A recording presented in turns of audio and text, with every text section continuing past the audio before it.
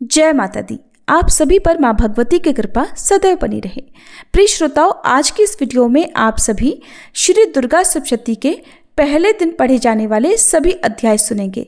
श्री दुर्गा सप्तशती के पहले पाठ से पहले अर्गला कीलक स्तोत्र का पाठ और श्री दुर्गा कवच का पाठ किया जाता है और उससे पहले शापोद्धार मंत्र का जाप किया जाता है।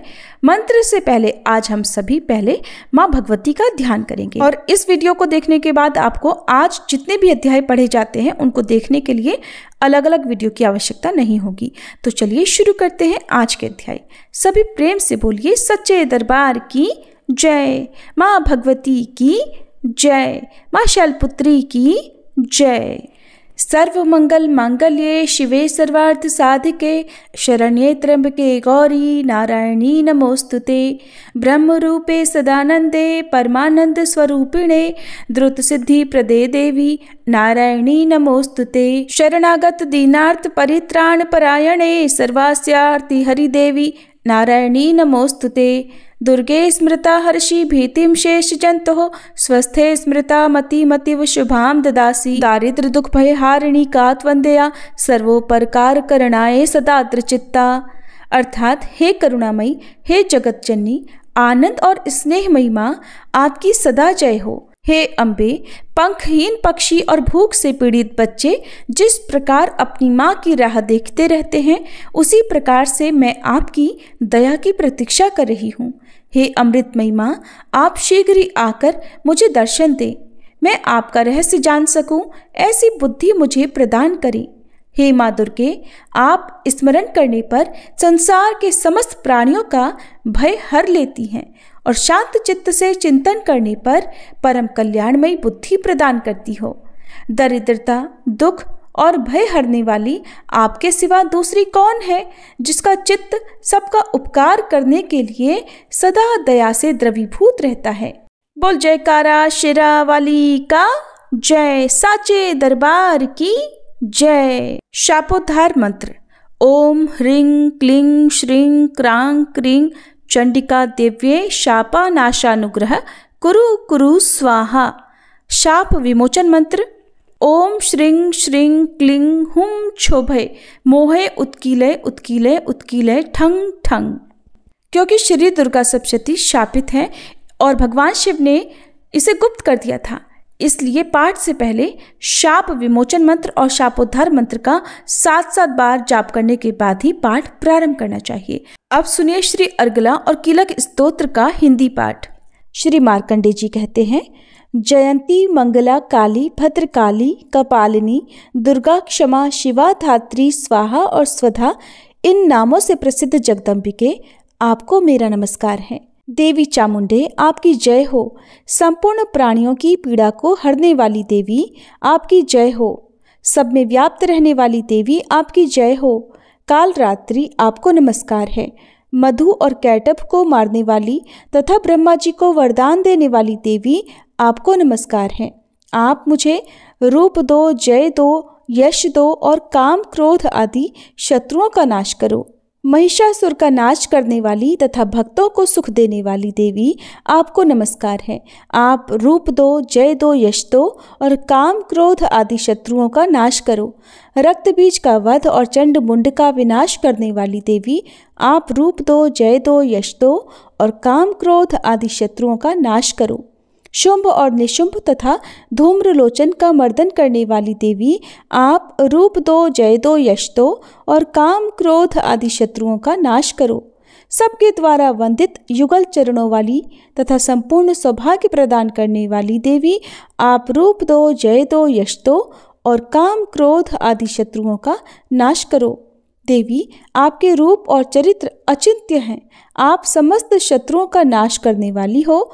रूप दो, जय दो, यश दो और काम क्रोध आदि शत्रुओं का नाश करो। पापों को दूर करने वाली चंडिके, जो भक्ति पूर्वक आपके चरणों में सर्वदा मस्तक झुकाते हैं, उन्हें रूप दो, जय दो, यश दो और उनके काम क्रोध आदि शत्रुओं का नाश करो। रोगों का नाश करने वाली चंडिके, जो भक्ति पूर्वक आपकी स्तुति करते हैं, उन्हें रूप दो, जय दो, यश दो और उनके काम क्रोध आदि शत्रुओं का नाश करो। चंडिके, इस संसार में जो भक्ति पूर्वक आपकी पूजा करते हैं उन्हें रूप दो, जय दो, यश दो और उनके काम, क्रोध आदि शत्रुओं का नाश करो। मुझे सौभाग्य और आरोग्य दो, परम सुख दो, रूप दो, जय दो, यश दो और मेरे काम, क्रोध आदि शत्रुओं का नाश करो। जो मुझसे द्वेष रखते हो उनका नाश और मेरे बल की वृद्धि करो। रूप दो, जय दो, यश दो और मेरे काम, क्रोध आदि शत्रुओं का नाश करो।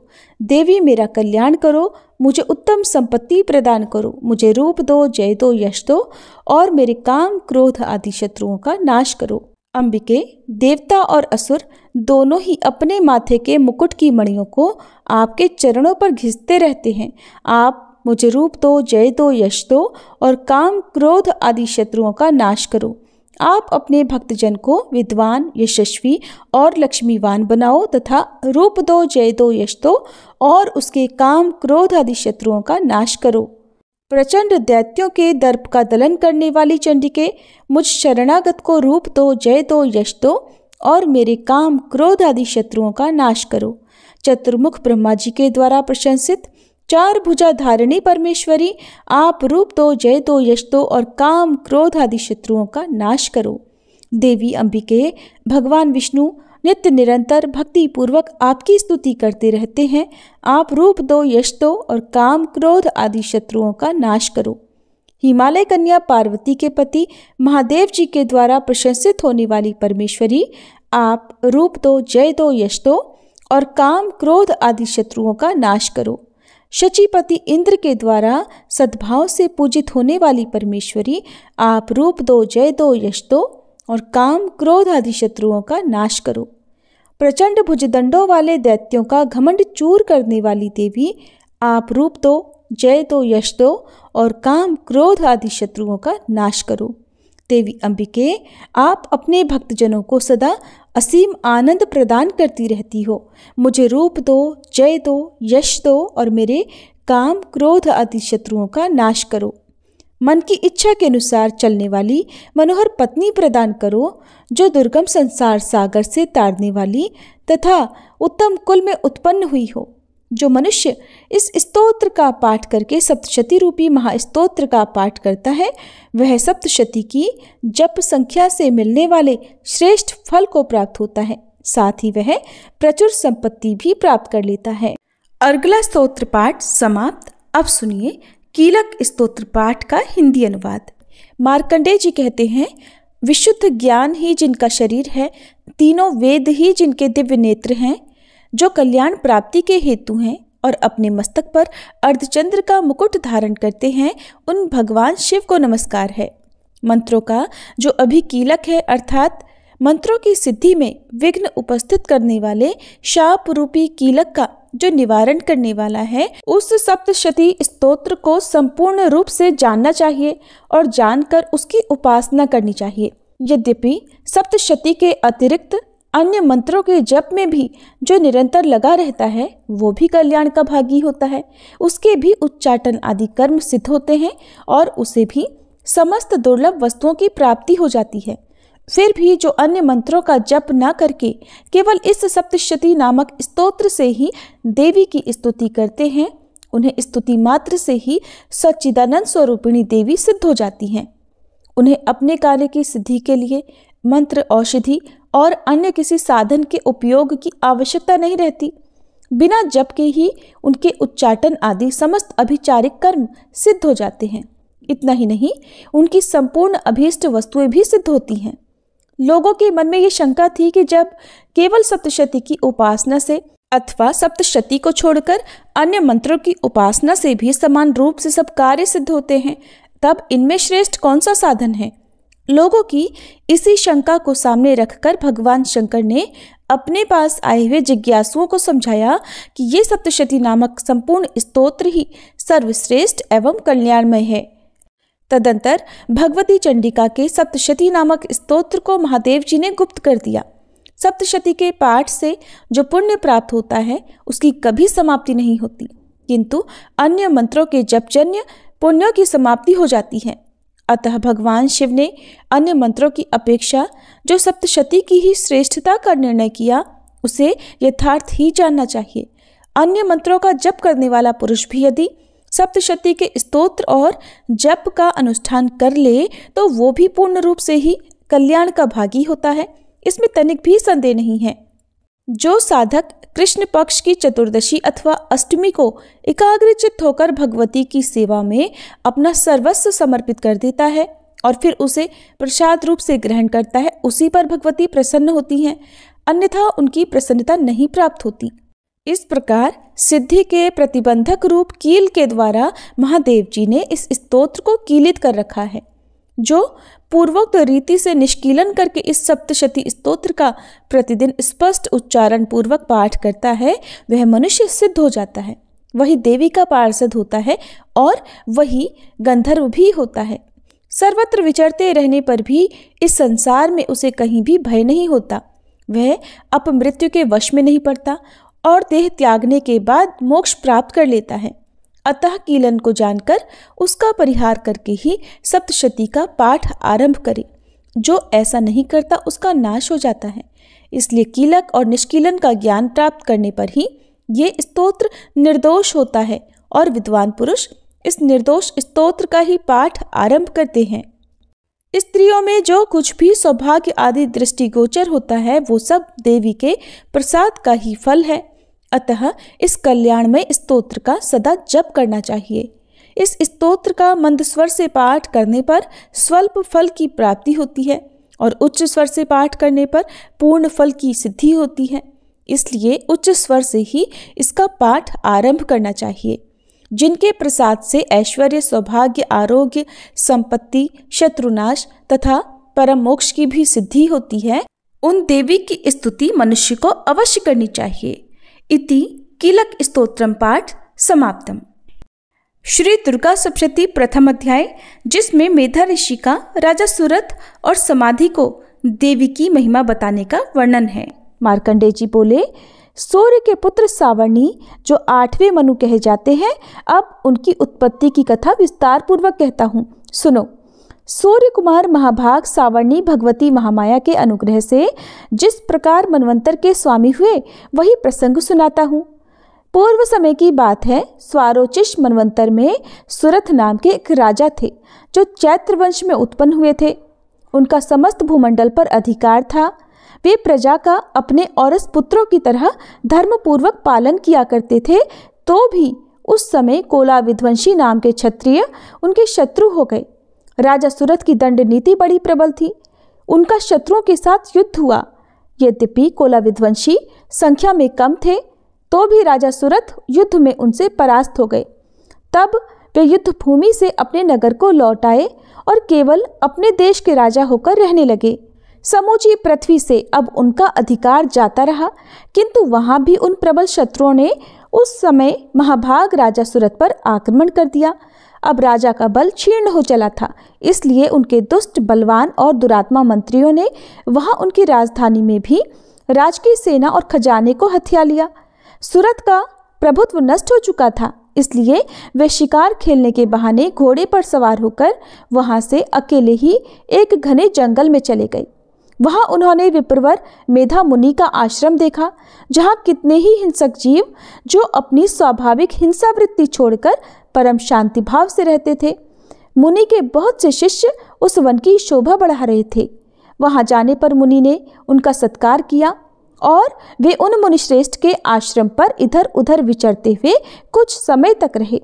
फिर ममता से आकर्षित होकर वहां इस प्रकार चिंता करने लगे कि पूर्व काल में मेरे पूर्वजों ने जिसका पालन किया था वही नगर आज मुझसे रहित है। पता नहीं मेरे दुराचारी भृत्यगण उसकी धर्मपूर्वक रक्षा करते भी हैं या नहीं। जो सदा मद की वर्षा करने वाला और शूरवीर था, वह मेरा प्रधान हाथी अब शत्रुओं के अधीन होकर न जाने किन भोगों को भोगता होगा। जो लोग मेरी कृपा, धन और भोजन पाने से सदा मेरे पीछे पीछे चलते थे, वे निश्चय ही अब दूसरे राजाओं का अनुसरण करते होंगे। उन अपव्ययी लोगों के द्वारा सदा खर्च होते रहने के कारण अत्यंत कष्ट से जमा किया हुआ मेरा वह खजाना भी खाली हो जाएगा। ये तथा और भी कई बातें राजा सुरथ निरंतर सोचते रहते थे। एक दिन वहां उन्होंने विप्रवर मेधा के आश्रम के निकट एक वैश्य को देखा और उससे पूछा, भाई तुम कौन हो? यह तुम्हारे आने का क्या कारण है? तुम क्यों शोकग्रस्त और अनमने से दिखाई देते हो? राजा सुरथ का यह प्रेम पूर्वक कहा हुआ वचन सुनकर वैश्य ने विनीत भाव से उन्हें प्रणाम करके कहा। वैश्य बोला, राजन, मैं धनियों के कुल में उत्पन्न एक वैश्य हूँ। मेरा नाम समाधि है। मेरे दुष्ट स्त्री पुत्रों ने धन के लोभ से मुझे घर से बाहर निकाल दिया है और मैं इस समय धन, स्त्री और पुत्रों से वंचित हूँ। मेरे विश्वसनीय बंधुओं ने मेरा ही धन लेकर मुझे दूर कर दिया है, इसलिए दुखी होकर मैं वन में चला आया हूँ। यहाँ रहकर भी इस बात को मैं नहीं जानता कि मेरे पुत्रों की, स्त्री की और स्वजनों की कुशल है या नहीं। इस समय घर में वे कुशल से रहते हैं या फिर उन्हें कोई कष्ट है?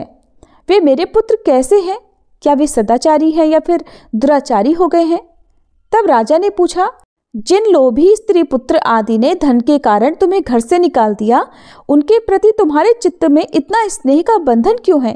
तब वैश्य बोला, राजन, आप मेरे विषय में जैसी बातें कहते हैं वो सब ठीक है, किंतु क्या करूं, मेरा मन निष्ठुरता नहीं धारण करता। जिन्होंने धन के लोभ में पड़कर पिता के प्रति स्नेह, पति के प्रति प्रेम और आत्मीयजन के प्रति अनुराग को तिलांजलि देकर मुझे घर से निकाल दिया है, उन्हीं के प्रति मेरे हृदय में इतना स्नेह है। महामते, गुणहीन बंधुओं के प्रति भी जो मेरा चित्त इस प्रकार प्रेम मग्न हो रहा है, ये क्या है? इस बात को मैं जानकर भी नहीं जान पाता। उनके लिए मैं लंबी लंबी सांसें ले रहा हूँ और मेरा हृदय अत्यंत दुखित हो रहा है। उन लोगों में प्रेम का सर्वथा अभाव है, तो भी उनके प्रति जो मेरा मन निष्ठुर नहीं हो पाता, इसके लिए मैं क्या करूं?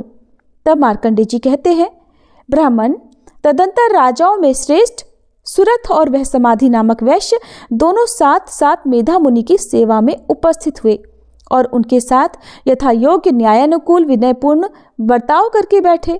इसके बाद वैश्य और राजा ने कुछ वार्तालाप आरंभ किया। राजा ने कहा, भगवान, मैं आपसे एक बात पूछना चाहता हूँ, उसे बताइए। मेरा चित्त अपने अधीन न होने के कारण वह बात मेरे मन को बहुत दुख देती है। जो राज्य मेरे हाथ से चला गया है, उसमें और उसके संपूर्ण अंगों में मेरी ममता अभी तक बनी हुई है। मुनि श्रेष्ठ ये जानते हुए भी कि वह अब मेरा नहीं है, अज्ञानी की तरह मुझे उसके लिए दुख होता है। ये क्या है? और इधर ये वैश्य भी घर से अपमानित होकर आया है। इसके पुत्र, स्त्री और भृत्यों ने इसे छोड़ दिया है। स्वजनों ने भी इसका परित्याग कर दिया है, तो भी ये उनके प्रति अत्यंत हार्दिक स्नेह रखता है।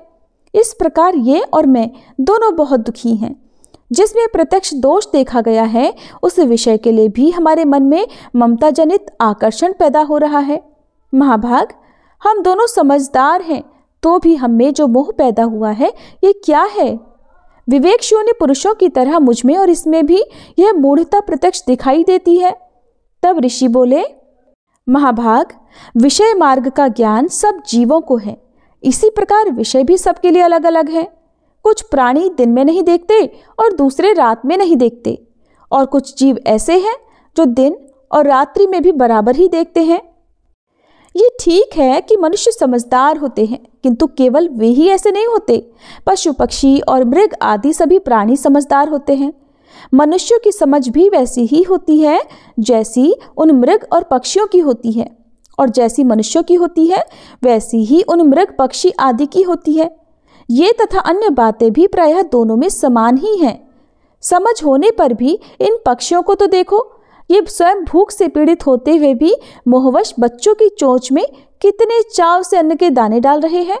राजन, क्या तुम नहीं देखते कि ये मनुष्य समझदार होते हुए भी लोभवश अपने किए हुए उपकार का बदला पाने के लिए पुत्रों की अभिलाषा करते हैं?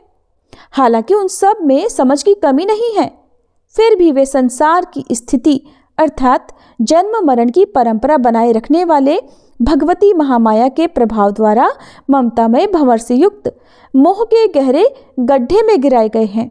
इसलिए इसमें आश्चर्य नहीं करना चाहिए। जगदीश्वर भगवान विष्णु की योग निद्रा रूपा जो भगवती महामाया है, उन्हीं से ये जगत मोहित हो रहा है।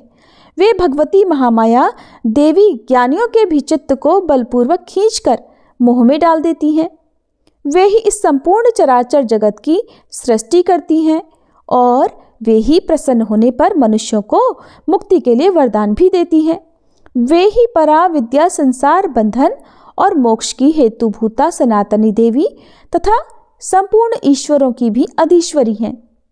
राजा ने पूछा, भगवन, जिन्हें आप महामाया कहते हैं वे देवी कौन हैं? ब्राह्मण, उनका आविर्भाव कैसे हुआ और उनके चरित्र कौन कौन हैं? ब्रह्मवेत्ताओं में श्रेष्ठ महर्षि, उन देवी का जैसा प्रभाव हो, जैसा स्वरूप हो और जिस प्रकार प्रादुर्भाव हुआ हो, वो सब मैं आपके मुख से सुनना चाहता हूँ। तब ऋषि बोले, राजन, वास्तव में तो वे देवी नित्य स्वरूपा ही हैं। संपूर्ण जगत उन्हीं का रूप है और उन्होंने समस्त विश्व को व्याप्त कर रखा है। फिर भी उनका प्राकट्य अनेक प्रकार से होता है। वो मुझसे सुनो। यद्यपि वे नित्य और अजन्मा है, फिर भी जब देवताओं का कार्य सिद्ध करने के लिए प्रकट होती हैं, उस समय लोक में उत्पन्न हुई कहलाती हैं। कल्प के अंत में जब संपूर्ण जगत एकार्णव में निमग्न हो रहा था और सबके प्रभु भगवान विष्णु शेषनाग की शैया बिछाकर योग निद्रा का आश्रय लेकर सो रहे थे, उस समय उनके कानों के मैल से दो भयंकर असुर उत्पन्न हुए, जो मधु और कैटभ के नाम से विख्यात थे। वे दोनों ब्रह्मा जी का वध करने को तैयार हो गए। भगवान विष्णु के नाभि कमल में विराजमान प्रजापति ब्रह्मा जी ने जब उन दोनों भयानक असुरों को अपने पास आया और भगवान को सोया हुआ देखा, तब एकाग्रचित्त होकर उन्होंने भगवान विष्णु को जगाने के लिए उनके नेत्रों में निवास करने वाली योग निद्रा का स्तवन आरंभ किया, जो इस विश्व की अधीश्वरी जगत को धारण करने वाली, संसार का पालन और संहार करने वाली तथा तेजा स्वरूप भगवान विष्णु की अनुपम शक्ति है। उन्हीं भगवती निद्रा देवी की भगवान ब्रह्मा स्तुति करने लगे। ब्रह्मा जी ने कहा, देवी, आप ही स्वाहा, आप ही स्वधा और आप ही वशटकार हो। स्वर भी आपके ही स्वरूप है, आप ही जीवनदायिनी सुधा हो। नित्य अक्षर प्रणव में अकार, उकार, मकार इन तीन मात्राओं के रूप में आप ही स्थित हो और इन तीन मात्राओं के अतिरिक्त जो बिंदु रूपा नित्य अर्ध मात्रा है, जिसका विशेष रूप से उच्चारण नहीं किया जा सकता, वो भी आप ही हो। देवी, आप ही संध्या, सावित्री और परम जननी हो। देवी, आप ही इस विश्व ब्रह्मांड को धारण करती हो। आपसे ही इस जगत की सृष्टि होती है, आपसे ही इसका पालन होता है और सदा आप ही कल्प के अंत में सबको अपना ग्रास बना लेती हो। जगन्मयी देवी, इस जगत की उत्पत्ति के समय आप सृष्टि रूपा हो, पालन काल में स्थिति रूपा हो और कल्पांत के समय संहार रूप धारण करने वाली हो। आप ही महाविद्या, महामाया, महामेधा, महास्मृति, महामोह रूपा महादेवी और महासुरी हो। आप ही तीनों गुणों को उत्पन्न करने वाली सबकी प्रकृति हो। भयंकर कालरात्रि, महारात्रि और मोहरात्रि भी आप ही हो। आप ही श्री, आप ही ईश्वरी, आप ही ह्रीं और आप ही बोध स्वरूपा बुद्धि हो। लज्जा, पुष्टि, तुष्टि, शांति और क्षमा भी आप ही हो। आप खड्ग धारिणी, शूल धारिणी, घोर रूपा तथा गदा, चक्र, शंख और धनुष धारण करने वाली हो। बाण, भुषुंडी और परिघ ये भी आपके ही अस्त्र हैं। आप सौम्य और सौम्यतर हो। इतना ही नहीं, जितने भी सौम्य और सुंदर पदार्थ हैं, उन सब की अपेक्षा आप अत्यधिक सुंदरी हो। पर और अपर सबसे परे रहने वाली परमेश्वरी आप ही हो। सर्वस्वरूपे देवी, कहीं भी सत असत रूप जो कुछ वस्तुएं हैं और उन सब की जो शक्ति है, वो आप ही हो। ऐसी अवस्था में आपकी स्तुति क्या हो सकती है? जो इस जगत की सृष्टि, पालन और संहार करते हैं, उन भगवान को भी जब आपने निद्रा के अधीन कर दिया है, तब आपकी स्तुति करने में यह कौन समर्थ हो सकता है? मुझको, भगवान शंकर को तथा भगवान विष्णु को भी आपने ही शरीर धारण कराया है, अतः आपकी स्तुति करने की शक्ति किसमें है? देवी, आप तो अपने इन उदार प्रभावों से ही प्रशंसित हो। ये जो दोनों दुर्धर्ष असुर मधु और कैटभ हैं, इनको मोह में डाल दो और जगदीश्वर भगवान विष्णु को शीघ्र ही जगा दो। साथ ही इनके भीतर इन दोनों महान असुरों को भी मार डालने की बुद्धि उत्पन्न कर दो। ऋषि कहते हैं, राजन, जब ब्रह्मा जी ने वहां मधु और कैटभ को मारने के उद्देश्य से भगवान विष्णु को जगाने के लिए तमोगुण की अधिष्ठात्री देवी योग निद्रा की इस प्रकार स्तुति की, तब वे भगवान के नेत्र, मुख, नासिका, बाहु, हृदय और वक्ष स्थल से निकलकर अव्यक्त जन्मा ब्रह्मा जी की दृष्टि के समक्ष खड़ी हो गई। योग निद्रा से मुक्त होने पर जगत के स्वामी भगवान जनार्दन उस एकार्णव के जल में शेषनाग की शैया से जाग उठे। फिर उन्होंने उन दोनों असुरों को देखा। वे दुरात्मा मधु और कैटभ अत्यंत बलवान तथा पराक्रमी थे और क्रोध से लाल आंखें किए वे ब्रह्मा जी को खा जाने के लिए उद्योग कर रहे थे। तब भगवान श्री हरि ने उठकर उन दोनों के साथ 5000 वर्षों तक केवल बाहुयुद्ध किया। वे दोनों भी अत्यंत बल के कारण उन्मत्त हो रहे थे। इधर महामाया ने उन्हें मोह में डाल रखा था, इसलिए वे भगवान विष्णु से कहने लगे, हम तुम्हारी वीरता से संतुष्ट हैं, तुम हम लोगों से कोई वर मांगो। तब श्री भगवान बोले, यदि तुम दोनों मुझ पर प्रसन्न हो तो अब मेरे हाथों मारे जाओ। बस इतना सही वर मैंने मांगा है, यहाँ दूसरे किसी वर से क्या लेना है। ऋषि कहते हैं, इस प्रकार धोखे में आ जाने पर जब उन्होंने संपूर्ण जगत में जल ही जल देखा, तब कमल नयन भगवान ने कहा, जहाँ पृथ्वी जल में डूबी हुई न हो, जहाँ सूखा स्थान हो, वहीं हमारा वध करो। ऋषि कहते हैं, तब तथास्तु कहकर शंख चक्र और गदा धारण करने वाले भगवान ने उन दोनों के मस्तक अपनी जांघ पर रखकर चक्र से काट डाले। इस प्रकार ये देवी महामाया ब्रह्मा जी की स्तुति करने पर स्वयं प्रकट हुई थी। अब पुनः तुमसे उनके प्रभाव का वर्णन करता हूँ, सुनो। जय माता दी। इस प्रकार श्री मार्कंडेय पुराण में सावर्ण मनवंतर की कथा के अंतर्गत देवी महात्म्य में मधुकैटभ नामक पहला अध्याय पूर्ण हुआ और इसके आगे के अध्याय आप सभी कल सुनेंगे। प्रिय भक्तजनों, अब हम सभी मिलकर माता रानी से क्षमा याचना करते हैं ताकि हमारे द्वारा हुई किसी भी गलती के लिए माता रानी हमें क्षमा कर सके। हे परमेश्वरी, मेरे द्वारा रात दिन सहस्त्रों अपराध होते रहे हैं, अतः आप मुझे अपनी सेवक समझकर कृपा पूर्वक मेरे उन अपराधों को क्षमा करो। न तो मैं आह्वान करना ही जानती हूँ, न विसर्जन करना ही जानती हूँ और न पूजा ही करना जानती हूँ। हे परमेश्वरी, मुझे क्षमा करो। हे सुरेश्वरी, मैंने जो मंत्रहीन, क्रियाहीन और भक्तिहीन पूजन किया है वह सब आपकी दया से पूर्ण हो। सैकड़ों अपराध करके भी भक्त आपकी शरण में आकर केवल जगदम्ब कहकर ही मोक्ष को प्राप्त करते हैं, जिसे ब्रह्मादि देवगण भी पाने में असमर्थ होते हैं। हे जगदम्बिके, मैं अपराधी हूँ, किंतु आपकी शरण में आई हूँ, अतः इस समय मैं दया की पात्र हूँ। आप जैसा चाहो वैसा करो। अज्ञानवश या बुद्धि भ्रम होने के कारण भूल से मैंने जो कुछ भी कम या अधिक कर दिया हो, हे देवी, हे परमेश्वरी, सब अपराध क्षमा करो और प्रसन्न हो। हे जगन्माता, हे कामेश्वरी, सच्चिदानंद स्वरूपिणी परमेश्वरी, आप प्रेम पूर्वक मेरी यह पूजा स्वीकार करो और मुझ पर प्रसन्न हो। आप गुप्त से भी गुप्त वस्तु की रक्षा करने वाली हो। आप मेरे किए हुए इस जप को ग्रहण करके मेरे सभी अपराधों को क्षमा करो। हे देवी, हे महेश्वरी, आपकी कृपा से मुझे सिद्धि की प्राप्ति हो। नवरात्रि के दूसरे दिन श्री दुर्गा सप्तशती का दूसरा और तीसरा अध्याय पढ़ा या सुना जाता है। तो कल आप सभी दूसरे और तीसरे अध्याय को सुनेंगे, जिसके लिए अगर आपने हमारे चैनल को अभी तक सब्सक्राइब नहीं किया है तो जरूर कर लीजिएगा, ताकि आपको सारी वीडियो समय पर मिल सके। और अगर आपको ये जानकारी अच्छी लगी हो तो आप वीडियो को लाइक करके कमेंट बॉक्स में जय माता दी जरूर लिखिएगा।